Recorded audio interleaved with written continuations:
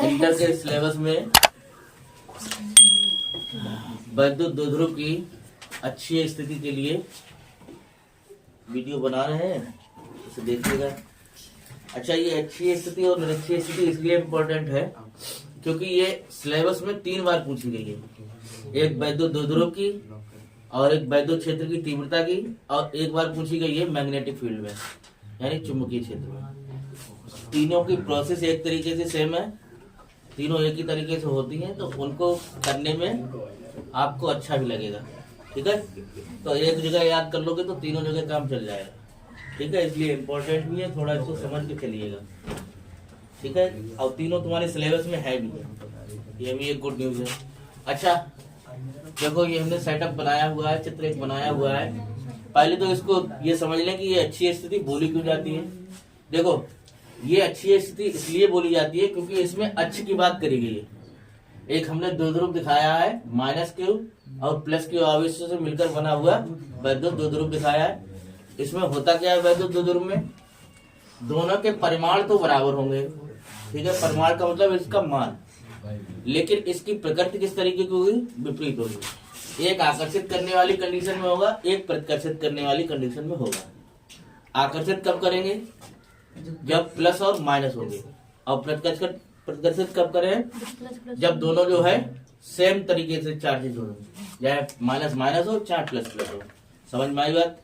तो देखो, इसको करना क्या है, इसको भाषा में लिखने के लिए बहुत आसान तरीका है। माना एक वैद्युत द्विध्रुव ए बी -q व +q आवेशों से मिलकर बना है। ठीक है, द्विध्रुव के मध्य बिंदु O से r दूरी पर, हमने r दिखाई है, r दूरी पर एक बिंदु P है जिस पर हमें वैद्युत क्षेत्र की तीव्रता निकालनी है। अब द्विध्रुव के हिसाब से हमने क्या करा है, इसकी दूरियां देखो। A पॉइंट के लिए ये दूरी कितनी हो जाएगी, r + l, और B पॉइंट के लिए ये दूरी कितनी हो जाएगी, r - l। कैसे हुआ, देखो O से दूरी कितनी है, r। ठीक है, द्विध्रुव के बीच की दूरी थी l और l, 2l थी, हमने मानी थी। तो 2l को हमने दो जगह डिवाइड कर लिया, l इधर कर दिया और l इधर कर दिया। तो इस पॉइंट के लिए तो O हो गई। अब इस पॉइंट के लिए निकालना है, तो देखो ये वाला l वाला हिस्सा जो है r में से घटा दिया, तो इस पॉइंट के लिए कितनी निकली, r - l। अब इस पॉइंट के लिए अगर निकालनी है तो r तो ये थी और l ये है, तो कितनी होगी, r + l। कोई दिक्कत। तो यहीं से हम लोगों का आर्टिकल स्टार्ट हो रहा है। ठीक है, चित्र आपका बन ही गया, तो लिखते रहिए। देखो, +q आवेश के कारण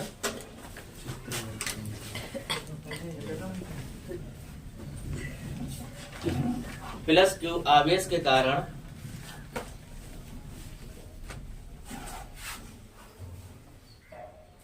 बिंदु P पर वैद्युत क्षेत्र की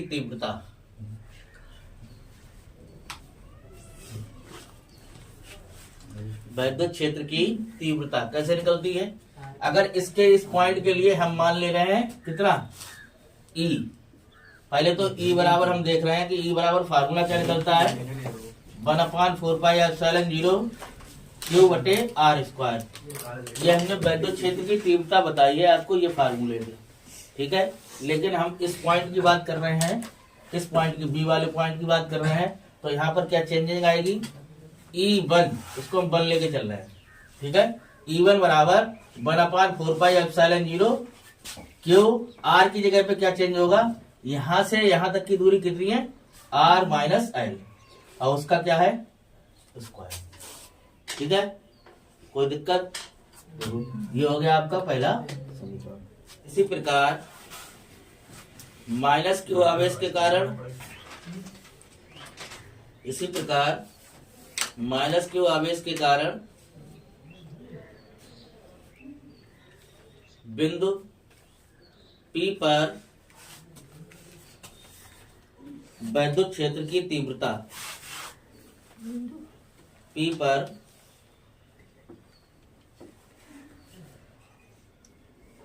वैद्युत क्षेत्र की तीव्रता, तो वो कितनी हो जाएगी, E2 बराबर सेम वही रहेगा फार्मूला, 1/4πε0 Q/। अब देखो, इस पॉइंट के लिए अगर निकाला तो r - l था, और इस पॉइंट के लिए निकालेंगे तो कितनी है, r प्लस और इसका ये हो गई समीकरण नंबर। अब देखो यहाँ पर चित्र में एक चीज देखनी होगी, इस पॉइंट के लिए ये यहाँ से हम इधर के लिए ले रहे हैं, इधर के लिए, ये हमारा मेन पॉइंट है, यहाँ से इधर के लिए ले रहे हैं, इधर के लिए क्या लग रहा है, E1, ठीक है। अच्छा, पॉइंट O से ये डिस्टेंस है उल्टी E2, तो E2 किधर के लिए लगेगा, चलो इधर के लिए दिखाई देगा E2, ठीक है। लेकिन हमारा पॉइंट P किधर है, पॉइंट P है इधर, तो इसकी दिशा बिल्कुल उल्टी है, तो E2 कैसी हो गई, उल्टी, तो इसको हम चेंज कर लेंगे आगे चल के। अगर इसको इस तरफ दिखाएंगे तो वो E वाला जो निकलेगा जाके तो वो वाला माइनस में हो जाएगा, ठीक है। चलो निकालते हैं, नीचे लिखो, अतः बिंदु P पर, ये नहीं लिखेंगे, भाषा क्या लिखेंगे इसको, हाँ कुछ बात है ना, मजाक नहीं कर रहे, वास्तव में कर दिया आज मेरे ऊपर निकल रहा। हाँ कोई डाउट होगा भी देख लेना, ठीक है। अतः बिंदु P पर परिणामी वैद्युत क्षेत्र की तीव्रता, परिणामी वैद्युत क्षेत्र की तीव्रता E बराबर E1 प्लस E2,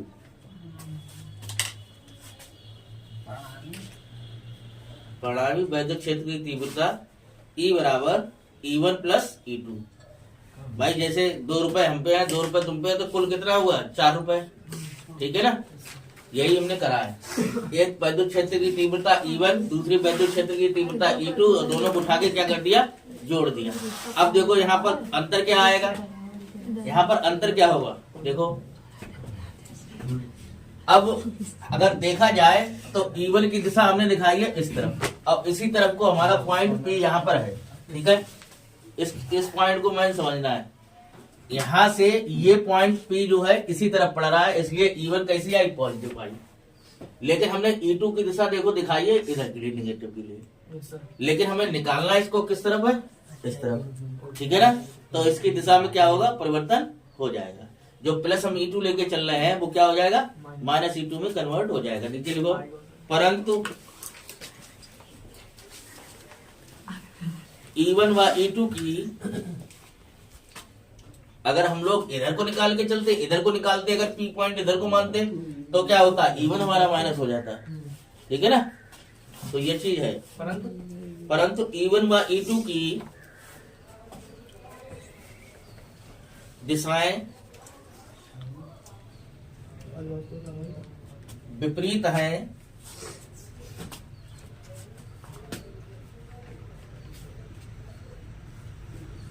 परंतु E1 व E2 की दिशाएं विपरीत हैं, अतः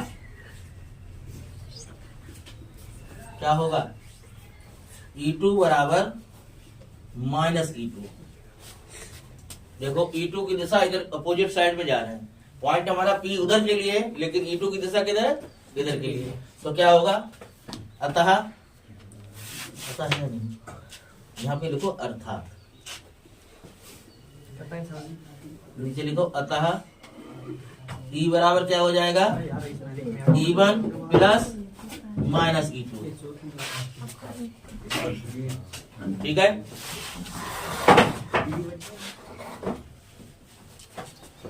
अब देखो क्या होगा, E बराबर E1 प्लस माइनस क्या होता है, माइनस, और E बराबर क्या आया, E1 माइनस E2।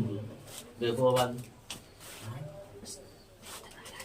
अब देखते चलो, E बराबर E1 माइनस E2। अब देखो E1 का मान तुम्हारे पास है, E2 का मान तुम्हारे पास है, दोनों मान उठा के इसमें रख दो, तो क्या होगा, E बराबर 1/4 पाई एप्सिलॉन 0 Q बटे R माइनस L का होल स्क्वायर। देखो ये पॉइंट जरूर ध्यान रखना कि माइनस क्यूब कहाँ लेना है और प्लस क्यूब कहाँ लेना है। अगर ये अपोजिट हो गया तो ये बदल जाएगा, इसमें जो साइन निकल के आएगा, चिन्ह जो निकल के आएगा वो माइनस में आने लग जाएगा।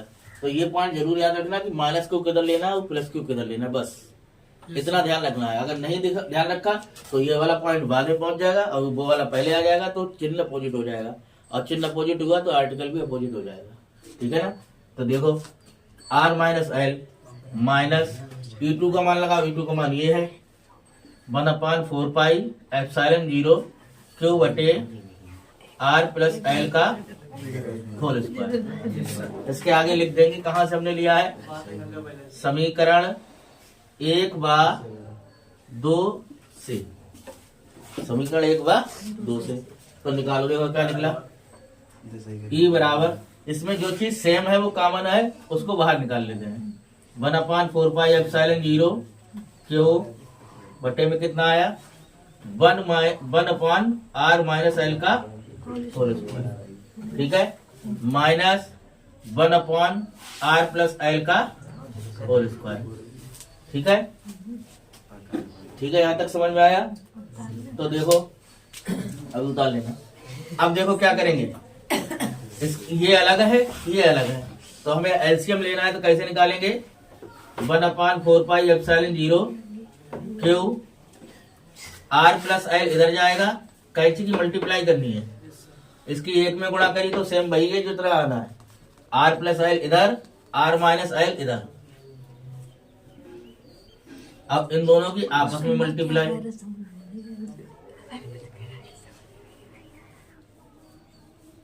ठीक है। अब ये फार्मूला हो गया a प्लस बी का होल स्क्वायर, अब ये हो गया a माइनस बी का, अब a प्लस बी और a माइनस बी का होल स्क्वायर हम यहाँ पे लिख रहे हैं। ठीक है, क्या होगा, a square B square plus 2ab। ठीक है, अच्छा a माइनस बी का होल स्क्वायर हम यहाँ पे लिख दे रहे हैं, a square plus B square minus 2ab। ये दोनों फार्मूले इसमें खत्म करने हैं, लगाओ 1/4 पाई एप्सिलॉन 0 क्यू, तो क्या होगा, a की जगह पे r है तो r स्क्वायर, b की जगह पे l है तो l स्क्वायर प्लस 2rl यानी 2ab।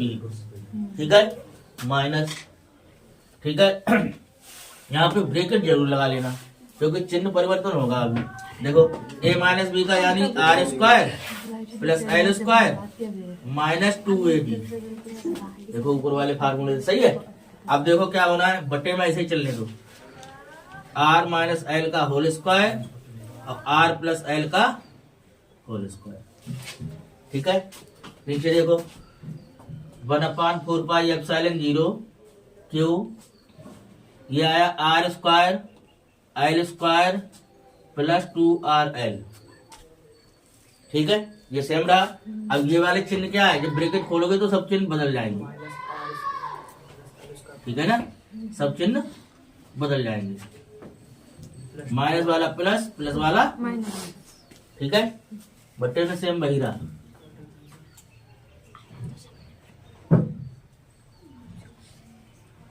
ठीक है, आगे बढ़ो, ये हटा दे रहे हैं। ठीक है, जगह थोड़ी कम है इस वजह से हटा दे रहा हूं। देखो यहाँ तक निकल गया, अब स्टेप 3 से स्टार्ट करेंगे। देखो ये माइनस वाले से ये प्लस वाला कट गया, ये प्लस वाले से ये माइनस वाला कट गया। ठीक है, आगे क्या निकला, 2rl ये है, 2rl ये है, तो क्या निकला 1/4 pi epsilon 0 Q into 4rl बटे। अब देखो यहाँ पे एक फार्मूला और लगेगा, कौन सा है, ये है a माइनस बी और ये है a प्लस बी, तो क्या हो जाता था फार्मूला, चलो देखो यहाँ पे लिख दे रहे हैं, a माइनस बी या a square minus B square का, तो क्या हो जाएगा a प्लस बी और a माइनस बी। ये फार्मूला इसमें यूज होगा। तो करो, R square minus L square का होल स्क्वायर, होल स्क्वायर दोनों पे लगा हुआ है इसलिए होल स्क्वायर लगाना पड़ेगा। ठीक है, ये तो ये वाला तो अंदर वाला है लेकिन होल स्क्वायर बाहर वाला भी है, तो होल स्क्वायर हमने लगा दिया। तो देखो आगे क्या करेंगे, नीचे लिखो यदि R is more greater than L। अब हम ये मान रहे हैं कि ये डिस्टेंस जो L की है वो बहुत छोटी है, ऐसी छोटी है। R जो है दूरी बहुत ज्यादा है और उसके सापेक्ष में ये डिस्टेंस L जो है बहुत छोटी है। ठीक है, तो कैसे निकलेगा, यानी R की जगह पे L का मान 0 करना है, सीधे समझिए। तो क्या होगा, E बराबर 1/4πε0 Q इंटू 4R, नहीं एक स्टेप गड़बड़ा गया, रुको रुको,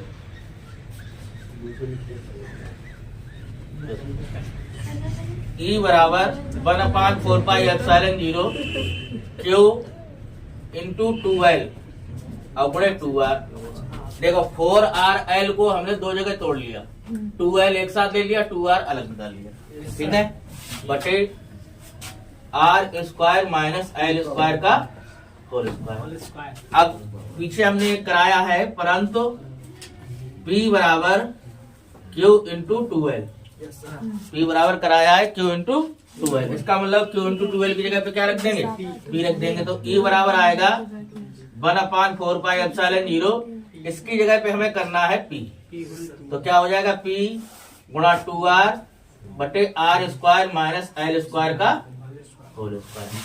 ठीक है, अब लिखो यदि R is more greater than L। Greater than का मतलब क्या होता है, देखो जिधर को ये टांगे हो वो बड़ा होता है, जिधर को ये मुंह होगा वो छोटा होता है, ये हमेशा ध्यान रखना, ये आगे भी काम आएगा। ठीक है, तो E बराबर 1/4πε0 P इंटू 2R बटे R स्क्वायर, और इसका क्या होगा, ठीक है, जब स्क्वायर का स्क्वायर करते हैं तो ये आपस में मल्टीप्लाई हो जाते हैं। तो क्या होगा 1/4πε0 P इंटू 2R बटे R की पावर 4। 4 घात से 1 घात कट गई है यार। तो क्या आया, E बराबर 1/4πε0 अब P बटे R क्यूब। अब T देखो यहाँ 2 यहाँ पे था, 2 यहाँ पे था, R क्यूब। अब सब जगह एक चीज हम भूलते चले गए, पता क्या, कि परावैद्युतांक के वाले माध्यम में स्थित है। ठीक है, तो हम सब जगह यहाँ पर के लगाए दे रहे हैं, बस सब जगह के लगाए दे रहे हैं। ठीक है, ठीक है ना, हम लोग के लगाए दे रहे हैं।